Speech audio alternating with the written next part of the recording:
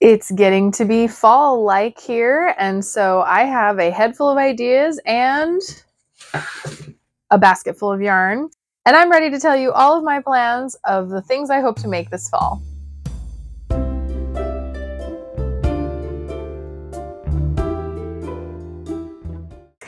Hello, welcome to Show and Tell Meg. I'm Megan and I like to make things. And I'll confess, it feels like I was just here making one of these videos for the previous season, which was summer. And this summer just did not go to plan, as I'm sure it doesn't for a lot of people. We just had so many crazy things go on in the summer that my knitting and sewing plans just kind of had to go by the wayside. And sometimes that's just how it works. But the light is changing outside, even though it's still very hot here in Florida. And it really has me with the wheels turning for fall, because fall is my favorite season.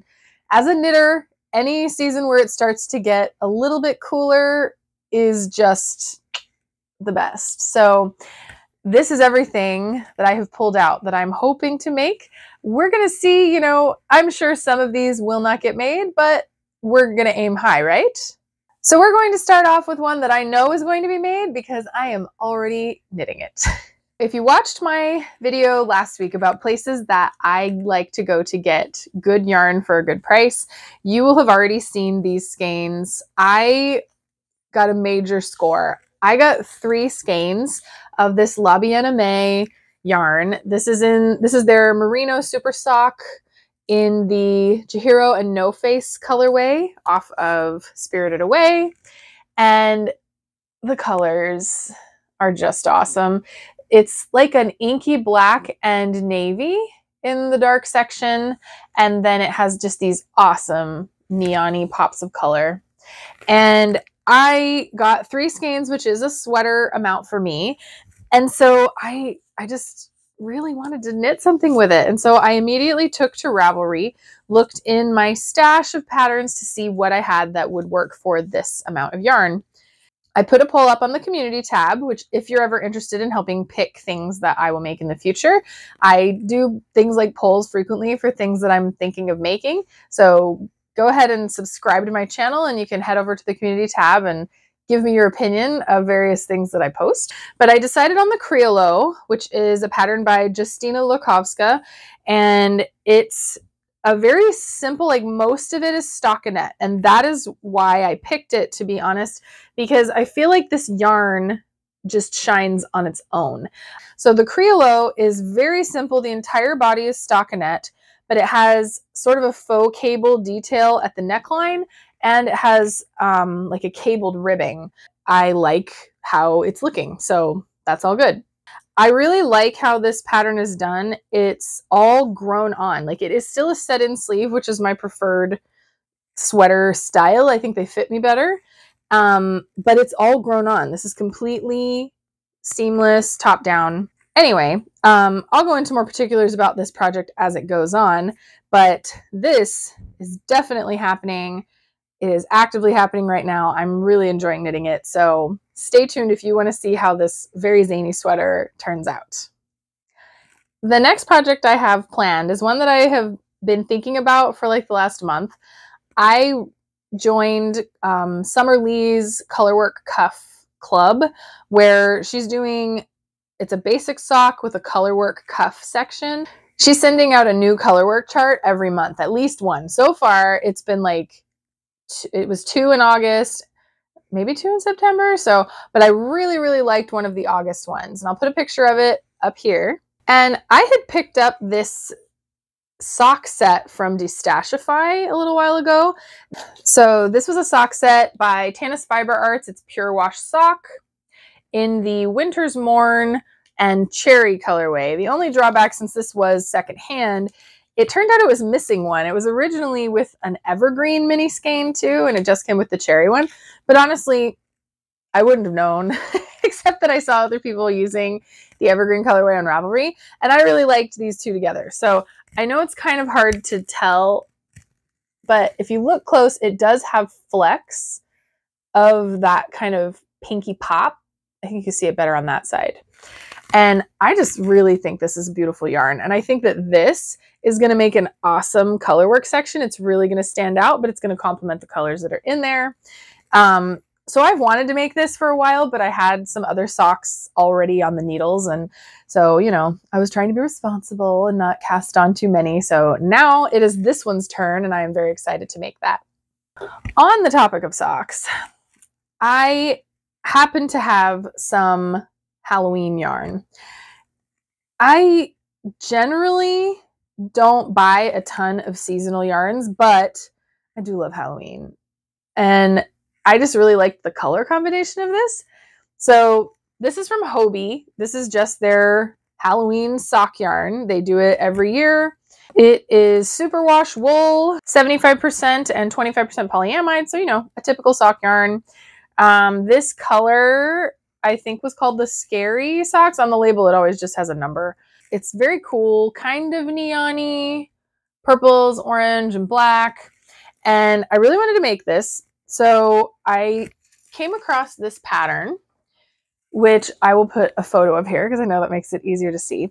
It's the Little Sprouts in the Rain pattern by Holly Isaac, and it's a free pattern on Ravelry. It's designed for using self-striping yarns, and it's super simple. It just has this little like drop stitch that picks up into each row. So I think it looks a little teeth-like, you know? I don't know. I just thought that with these colors and it being Halloween, it really kind of complemented this. The example that they show for the pattern has these awesome green cuffs and toes, and I really like the look of that. And my yarn is honestly pretty similar in tones to the one that they use in the example. So I decided to dig in my stash a little bit and see if I had a green that would work for these accents. And wow, that looks so green. That looks way more greeny on the camera than it is in real life. But I have some Hobie Silly Sock Disco in the neon green color. And I think that really takes it to the next level on Halloweeniness, right? So I'm going to do cuff, toe, and heel in the neon green and the self-striping with that little drop stitch. And I just really don't want to miss making these for Halloween. I have a tendency to like get all excited and I get all my stuff together and then have all these other projects going, and next thing I know, it's like a week before the holiday and I haven't used the seasonal yarn that I bought. I'm sure you can all understand my plight. So I pulled it out now. I have my pattern printed. I have everything ready to go, and I'm going to be making these socks. I don't know if I'm casting them on immediately, like before that other pair of socks or after, but they will be being made for Halloween. It is a goal. So now we get into the slightly more vague section of what I want to make. I have a few other Halloween yarns. And so since it's Halloween, you know, I really just want to maximize what I have and the time that I have. I have this one from Hobie too. So this is Halloween Horizon, and it is an acrylic yarn. I honestly don't buy a ton of these like cakes of acrylic yarn, but it was just so cool. It's like a self-striping, but it's a DK weight. And I don't know, I was feeling the spirit, I guess, and I purchased this. And I'm not really one to wear Halloween-y kind of items like this, but I think it would make a really cool accent pillow in my living room for Halloween. I don't have a pillow for Halloween.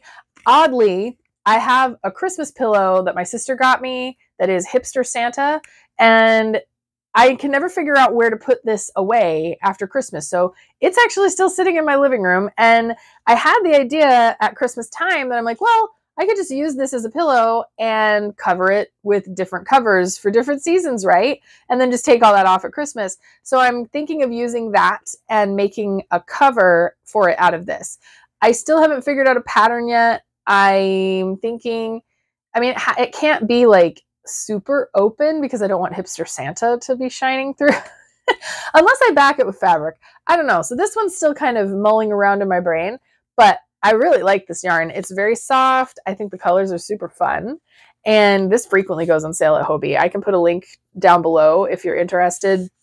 Same with the sock yarn. I think it's on sale right now because, you know, it's coming on Halloween, so it's a good time to grab it if you want. So this will be a pillow hopefully before Halloween.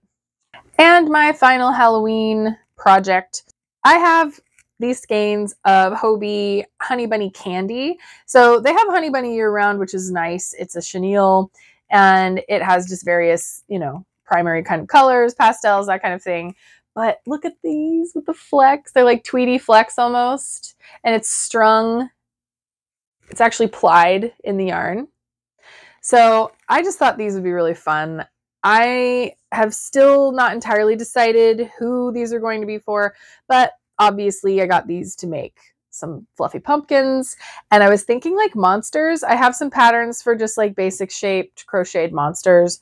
And I just think between my kids and nieces and nephews, why not use this and make everybody something fun? So we're going to see if that actually happens. I mean, this is a decent chunk of yarn. I also, you know, these are smaller than your typical chenille. These are 100-gram balls, which is 131 yards. And I mean, that's not bad, but for a thicker yarn like this, that's not as much. You know what I mean? It's not like getting a skein of worsted yarn. It's a thicker yarn, and so you get less. But it was still really well priced, and these are probably on sale too. If you need some Halloween yarn, check the link below. It is an affiliate link, but I paid 100% my own money for all of these items. They're fun. And if you need some for yourself, why not use the link? Okay, so once Halloween stuff is out of my system or out of this basket, the next thing was, because I was really on that like hand-dyed yarn kick, I have another hand-dyed yarn that I have pulled out to also possibly use for that LYS cardigan. I picked these up in a de-stash sale on Ravelry, which again, if you are interested in how I get some of these yarns for the prices that I do, definitely check out my video. I will put that, whichever corner goes, what, here? I will link to that video here. But I bought these through someone's de-stash on Ravelry. And these are Threads Hand-Dyed Yarn by Megan Nicole. It is the Monae colorway. It is a 75% superwash merino and 25% nylon. And it's all hand-dyed, but check these speckles out. Isn't that fun? And again, like, I love the yarn. I never really could figure out how to translate that into my wardrobe. And so I'm kind of thinking maybe this is a subtle enough coloring and pattern that I think it'll work for that lace design. I have not swatched it yet, so don't, you know, hold me to that 100%, but that's kind of what's mulling around in my brain. I think that this is light enough that you would still pick up on the details. I think sometimes texture doesn't show up as much in a dark yarn, especially if it has lots of crazy variegation going on. This is lighter, so even with some variegation, I think that you would still notice the lace. So I'm going to swatch this up after I finish the other one. But I think that that could be cool, you know? And like I say, it's subtle enough that I think this will go with a lot of things that I wear. So definitely on the fancy hand-dyed yarn kick, but wouldn't it be lovely? We're going to find out. Back in my summer knitting plans video, I was auditioning what sweater I was going to make for the summer, and I did a poll then too, and I showed all the different options in my planning video. So if you're interested in that, definitely check out the link. But one of the ones I really wanted to make is the Four Seasons by Sydney Craybaugh. And I did a swatch at the time where I held this yarn double. So this is Lotus Yarns Mimi that I picked up on Temu, super controversially. If you want to see that video, that's up there too. For just so cheap. And it's a beautiful yarn. This is 37% Angora, 12% wool, 33% viscose, and 18% cashmere. And so it is just a fluffy white cloud. It's so soft and squishy. And I really liked the knitted fabric, but it was a bit dense. It was more, it was a little bit stiffer than I wanted for that design. And just honestly, like a week or so ago, when I was looking at sweater designs for that other yarn, I thought about this one and I'm like, why didn't I just treat this like a sport weight instead of like a fingering weight? So I thought 2 strands of this lace weight together would create a fingering. I think made it a little bit thicker than the pattern was intended for.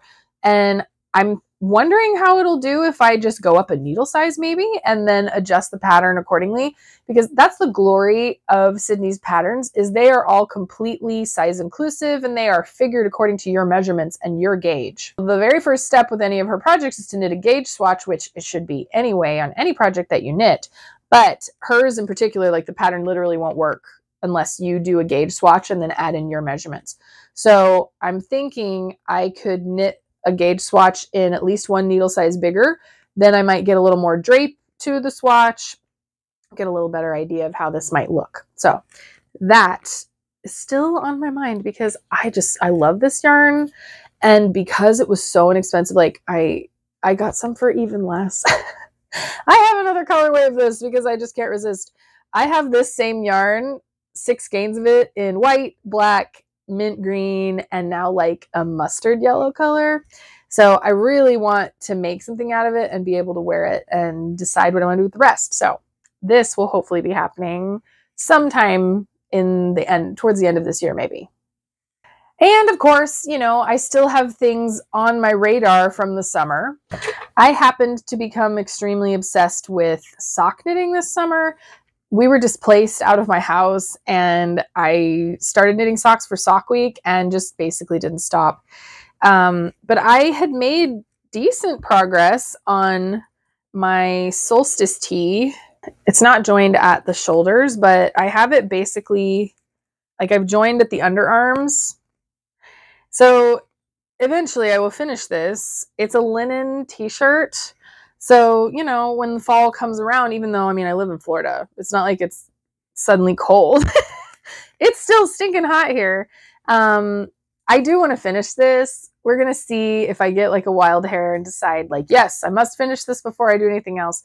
Or if I just keep casting on new projects. And I totally forgot. I'm also going to be using that same linen yarn for another project that I'm making a video about where I'm going to be lengthening a dress. And my idea was to kind of use this to make like crocheted granny squares of some kind to lengthen this dress. So I have this lovely burgundy color in the linen. So I'm going to be working with the linen anyway. I really do want to get that dress done because it's a long sleeve linen dress. So this is the time of year when I would be able to wear it. So that is on the works as well.